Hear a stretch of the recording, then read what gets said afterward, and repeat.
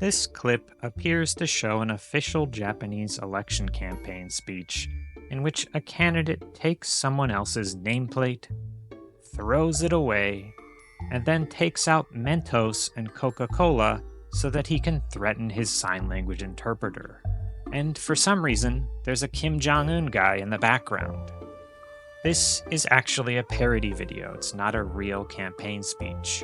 However, the man in the video is a real internet personality in Japan, a nuisance YouTuber who entered the world of politics, and his name is Hezumaryu.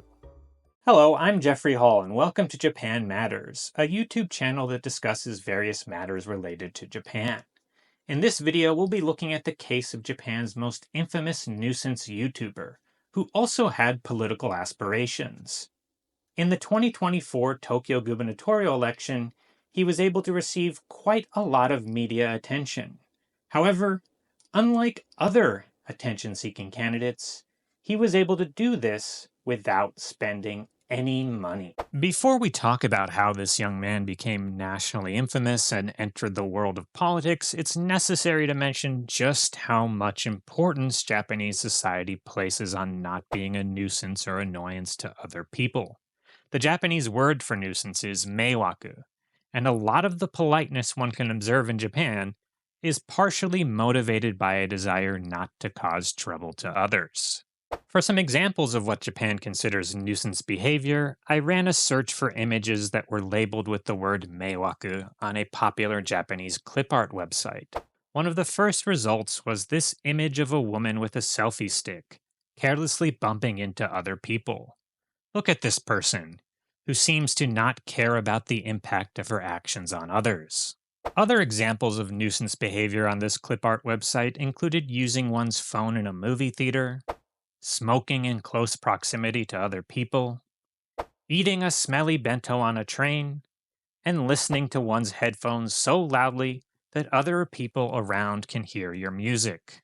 The concept of being a meiwaku is mentioned in Daniel White's book, Administering Affect, and this is what he writes about it. As anyone spending more than a few months in Japan's public spaces knows well, the notion of meiwaku plays a critical role in organizing interactions in public culture. Translated into English, meiwaku means something like disturbance, bother, or trouble, as in to trouble someone. But providing English equivalents to meiwaku offers only limited assistance, as using the term correctly demands not so much an understanding of its meaning as a sensing of its presence. In Japanese public spaces, one is in constant danger of causing meiwaku. To avoid this, one should refrain from talking on a cell phone in the vicinity of others, especially on the train. One should minimize the volume of music playing through earphones, lest it be heard by adjacent passengers. Students talking with friends should not walk through narrow residential passageways, and police officers sometimes stand at entryways to these shortcuts with signs saying so. And one should always separate and dispose of trash in the allotted areas and officially designated bags, of which there are several. White goes on to say that one could certainly try committing to conscious memory all the behavioral codes that protect one against causing meiwaku, but there are far too many to learn very quickly, and one often forgets. It is better to trust one's feeling. However, in recent years, partly due to the popularity of YouTube, a new category of nuisance has emerged in Japan. This is not just people being rude and causing trouble to others that are in their immediate vicinity. These are content creators who actively try to be rude in public and film themselves doing it. If you film yourself doing rude things in public on purpose, it tends to make people angry. And on the Japanese internet, people are very concerned about public manners. So this new type of content creator would make rude videos on purpose so that they could get millions of views. And this type of content creator became known as a nuisance YouTuber. These nuisance YouTubers used their meiwaku behavior to generate millions of views, to get new subscribers, to get people to follow them. And as a result, they were able to make money. They basically became professional nuisances.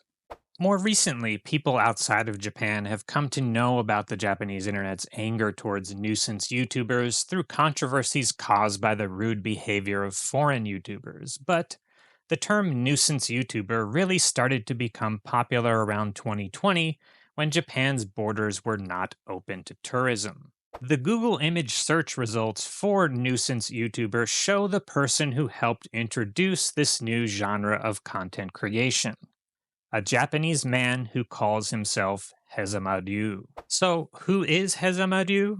His real name is Harada Masahiro, and he was born in Yamaguchi Prefecture in 1991. At some point in his late 20s, he decided to become a YouTuber. Although his original YouTube account no longer exists, Japanese websites describe his earliest attempts at content creation to have been pretty tame, featuring product reviews or discussions of popular internet trends. As you might expect, these early videos were not popular. In 2020, Hezumaryu moved to Tokyo and reinvented himself as a nuisance YouTuber. Tokyo is home to many of Japan's most famous YouTubers, and Hezumaryu was able to get attention by confronting them on the street with a bottle of Coke and a pack of Mentos. As one Japanese wiki site says, he is famous for barging in on well-known YouTubers, carrying Mentos and Coke, saying things like, "I came from Yamaguchi Prefecture," and "Do the Mentos Coke Challenge," and forcibly asking for collaborations. This was able to create internet drama that got him quite a lot of attention. Although a lot of people reacted negatively to Hezumaryu's antics, he quickly gained a following on social media, reaching a point where other content creators started asking him for collaborations. They wanted to be in a video doing the Mentos Coke challenge and spraying cola on themselves so that they could get some of the attention that Hezumaryu had managed to get for himself. Up until this point, Hezumaryu was mainly famous among people who followed the antics of various YouTubers. However, in May 2020, he would upload a video that would make national headlines. The video in question involved him visiting a supermarket in Aichi Prefecture, grabbing a 428 yen pack of sashimi, and eating it in the middle of one of the store's aisles. He then proceeded to a cash register, where he paid for the empty pack after declaring to staff, "I'm sorry, I ate it. I was really hungry." This might not sound like a big deal to some viewers outside of Japan, but this is considered extremely rude over here. It's also illegal. Under Japanese law, supermarket food belongs to the store until the moment a customer pays for it. So eating it beforehand counts as theft. Although he issued a public apology, the supermarket decided to press charges against him. On July 11th, 2020, Hezumaryu was arrested by Aichi Prefectural Police. This alone was newsworthy, but what came next would make him known to millions of Japanese people who had previously not known about his YouTube videos. This was the summer of 2020, in the middle of the COVID-19 pandemic, when Japanese government officials were asking people to wear masks and refrain from unnecessary outings. The slogan of the time was, "Stay home." And Hezumaryu was not staying home. He was going out in public without a mask and making a lot of noise. In fact, in the supermarket video, he didn't have a mask on either. When police arrested him, Hezumaryu was reportedly showing some symptoms. So they ran a test and discovered that he was, in fact, infected with COVID. This would now become a major news story. It was soon revealed that Hezumaryu, who had not been wearing a mask at the time of his arrest, had infected several police officers as well as other suspects being held in the same police detention facility. He was even blamed for the spread of the virus to one of the police officers' wives. This was much worse than eating a pack of raw fish. Politicians and the media started treating him like a super spreader who was endangering lives. The governor of Aichi Prefecture went on television to denounce Hezumaryu and warn citizens that a COVID-infected YouTuber had been in their midst. It also turned out that he had been to his native Yamaguchi Prefecture during the period in which he was likely contagious. This is an image of the governor of Yamaguchi holding up a list of places that Hezumaryu visited, along with a special phone number for people to call if they think they might have come into contact with him. This was an emergency situation. In most cases, a prefectural government would not release the name of a person in a situation like this, but an exception was made because of Hezumaryu's notoriety. The same list from Yamaguchi was featured on a special section of their prefectural government's website. At this point in mid-2020, most COVID infections were in Japan's major cities, and there were close to 0 cases in Yamaguchi Prefecture, as this chart shows. This was before vaccines and new medications had been introduced, so this was a genuinely scary situation for people. Over 900 people called the special phone number. Hundreds of people went into voluntary quarantine because they believed they had been exposed to him. People across Japan, and especially folks from Yamaguchi Prefecture, were outraged. This is an example of a tweet from someone calling him a disgrace to Yamaguchi and threatening him with violence, or at least wishing that they could threaten him with violence. He would be subsequently arrested for other allegedly illegal actions he filmed for his videos, such as trying to return a t-shirt that he claimed was counterfeit to a clothing store. He would also be permanently banned from YouTube and unable to create new channels. Of the alleged offenses he was accused of, only the one involving the supermarket sashimi appears to have gone to trial. The court found him guilty, and he was given a sentence of 1.5 years in prison, suspended for 4 years. In the Japanese legal system, this basically meant 4 years probation without required prison time, as long as you met the terms of that probation. Importantly, these terms did not ban him from creating social media content, so he continued to make videos and posts for other platforms such as Twitter and Instagram. Hezumaryu's rise as a nuisance YouTuber occurred alongside a related development in Japan's political sphere.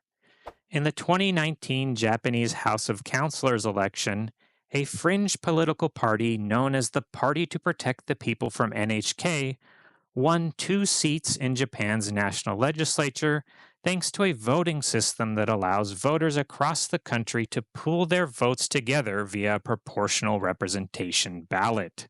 This party, which is known as the NHK Party for short, was created with the stated purpose of dismantling Japan's public broadcaster, NHK.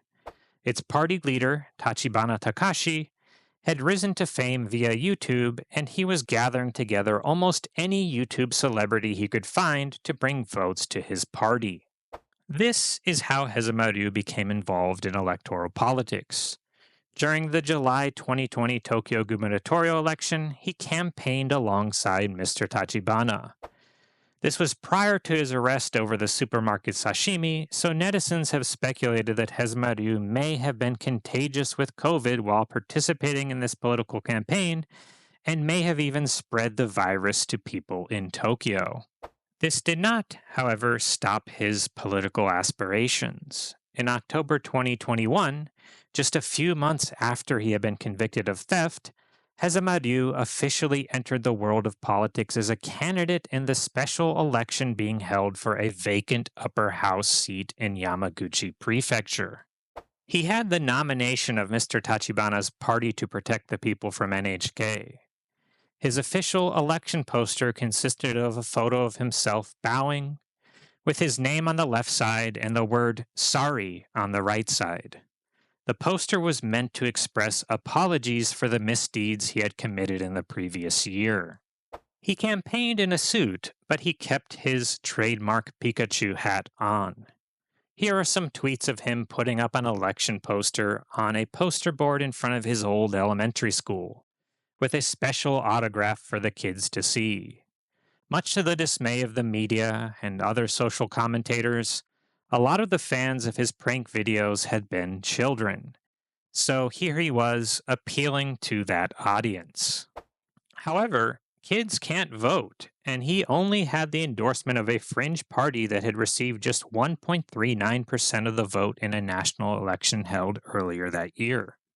To make matters worse, he was running in a rural district that the conservative LDP, Japan's ruling party, had won with over 60% of the vote in the previous two elections. As I have mentioned in previous videos, it is expensive to register as a candidate in Japanese elections. In the case of an upper house election, all candidates must pay a deposit of 3 million yen, which is about 26,000 US dollars in 2021. Candidates who do not receive a large number of votes forfeit the money if they lose. Large population districts such as Tokyo and Osaka tend to attract a lot of attention seekers who use their election deposits to reach an audience of millions of people via poster boards and televised speeches. However, Yamaguchi Prefecture is not a high population district. It has about 1/10 of Tokyo's population, and many of its poster boards are in rural areas where not a lot of people will see them. I'm not sure how much of the 3 million yen deposit Hezumaryu paid himself. It's possible he had party support, but it was almost certain from the start that he would not get that money back.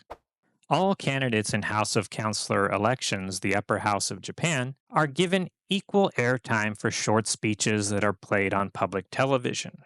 Here is a short clip of the beginning and end of Hezumaryu's speech. コロナでクラスターを起こした。本当に悪いと思っちゃう。山口県の皆さん、ごめんなさい。本当に山口県民のことも愛しと、俺が去年してきたことは本当に悪いことやと思う。でもね、それでも知ってもらいたい。俺は山口のこと愛しちゃう。お前らのこと大好き。本当にこの県を良くしようと思っちゃう。政策とかようわからん。わからんけど、これから一生懸命頑張る。やから応援よろしく。よろしく！NHK をぶっ壊す。As you can see, the speech was focused on expressing his apologies to the people of Yamaguchi and telling them how much he loves them and the prefecture. However, the silly face he made at the end while reciting the NHK party's slogan seems to have annoyed some viewers who did not believe his apology to be genuine. Right before Election Day, Hezumaryu made a bold pledge on Twitter. He wasn't anticipating victory in the election, but he did say he was aiming for at least 10,000 votes. And if he did not reach that goal, he would quit all social media. Here is a tweet from an NHK party supporter who was also noting the 10,000 vote pledge. The user shared a photo of Hezumaryu standing alongside NHK party leader Tachibana, who was described as something of a father figure to the former YouTuber. When the votes were counted in this election, Hezumaryu received 1.7% of the votes, or 6,809 votes. That is several thousand votes short of 10,000 votes. So, did he quit social media? No, he did not.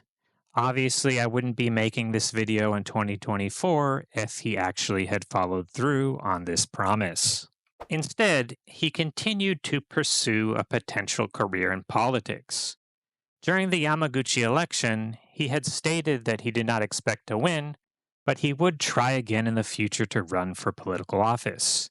True to his word, he did try, but the next time was in a Tokyo ward assembly election. Tokyo elections tend to get more media coverage than Yamaguchi elections, and he would adopt a strategy that would live up to his reputation as a nuisance YouTuber and generate a lot of media attention.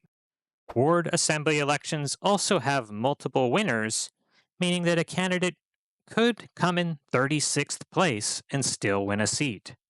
If he could convince a couple thousand residents to vote for him, he might actually win. Hezumaryu made a declaration on Twitter about his candidacy. He said, "I am running as an independent candidate in the Tokyo Toshima Ward Assembly election. I have the blood of the Choshu domain flowing in me. As a representative of Yamaguchi Prefecture, I will start by bringing change to Toshima Ward. I will not listen to opinions from anyone other than young people. I don't care about the words of elderly people who were active in the past. I want to make the young people who are currently supporting the country the main focus." His official election poster made it very clear that he cared more about young people than the elderly. It contained the slogan, "Towards a society that is harsh on the elderly." This extreme viewpoint was noticed by the media. In terms of gaining attention, one could consider this a success. However, like many of his previous stunts, a great deal of this attention was negative. The day before the election, he pledged on Twitter he would quit social media if he failed to secure a seat in the Toshima Ward Assembly. He assured followers that he was being very serious. Okay, this time, he's serious, guys. The next day, the citizens of Toshima Ward went to vote, and 36 candidates won seats in the assembly. Hezumaryu came in 54th place out of 56 candidates, receiving a mere 381 votes. It was a very poor showing. So, did he quit social media? There's an old saying in Tennessee, I know it's in Texas, probably in Tennessee, that says, "Fool me once, shame on you." If fool me, we can't get fooled again.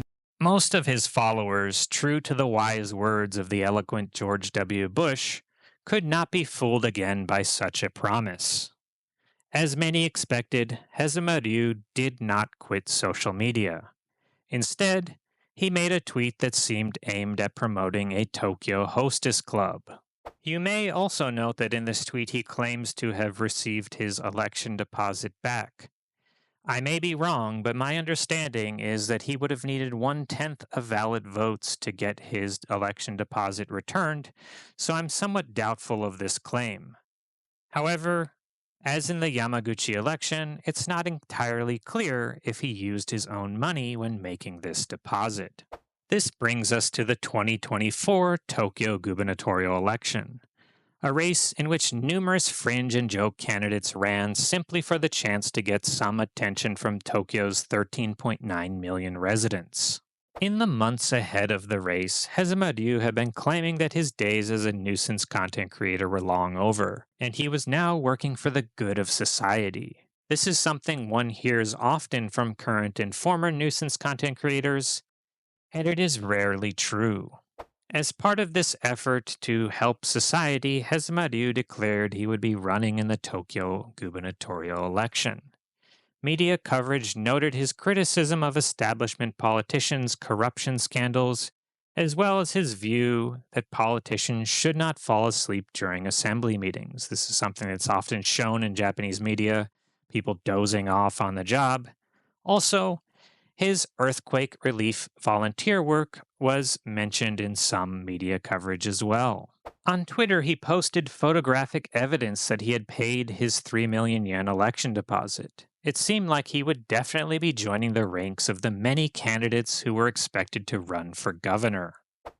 He even shared photos of himself with special blue campaign t-shirts bearing the name of his new political party, Hezuma Japan. Like other prospective candidates, he gave a press conference ahead of the race, laying out the reasons why he was going to run. He told the assembled reporters that he was no longer causing a nuisance to other people. He had turned a new page in his life. In the days leading up to the race, he made several tweets that seemed to reiterate his intention to run as a candidate. For example, here is one in which he shared photos of other expected candidates and declared himself to be the only viable option for voters. He also shared an image that mocked incumbent Governor Koike Yuriko's previous policy promises to reduce some bad data points about Tokyo to 0. Among the goals he announced were zero discrimination against LGBTQ people, zero overtime work, zero crime, zero social damage from the elderly, zero discrimination against people on the basis of race, but also zero immigration. He also pledged that there would be zero nuisance behavior and that he'd have a 100% chance of winning the election. Another claim that he made was that his 3 million yen deposit had reduced his savings to 0 yen. Prior to the official start of campaigning, various national media outlets reported the names of candidates who would be running in the Tokyo gubernatorial election. This included Hezumaryu because, after all, he'd shared photographic evidence that he'd paid his election deposit. However, it is actually possible for candidates who pay their election deposits to have a right to drop out and ask for a refund if they do so before the official campaigning period begins. So, on June 19th, one day before the legal start of campaigning, Hezumaryu shared a photo on Twitter declaring that he was dropping out of the Tokyo election. In his hand was a check for 3 million yen. It turns out that he'd managed to troll the media into reporting him as a candidate without actually forfeiting the deposit money that other attention-seeking candidates lose when they fail to receive 10% of the overall vote. You might think that this is the end of the story. I thought so at first, but then something remarkable happened. He was able to spin this situation to receive even more attention. I'd only been paying attention to the Tokyo gubernatorial race and didn't think that Hezumaryu's actions had any connection to another major news story that was taking place at the time: the release of new Japanese yen banknotes. The new yen bills would be released on the morning of July 3rd, and media outlets were gathering in front of the Bank of Japan to report the news. Hezumaryu had figured out that the 3 million yen refund check that the Tokyo government had issued to him could be cashed at the main branch of the Bank of Japan. So he went there at opening time on July 3rd and was able to film himself waving around giant wads of new currency in front of the media.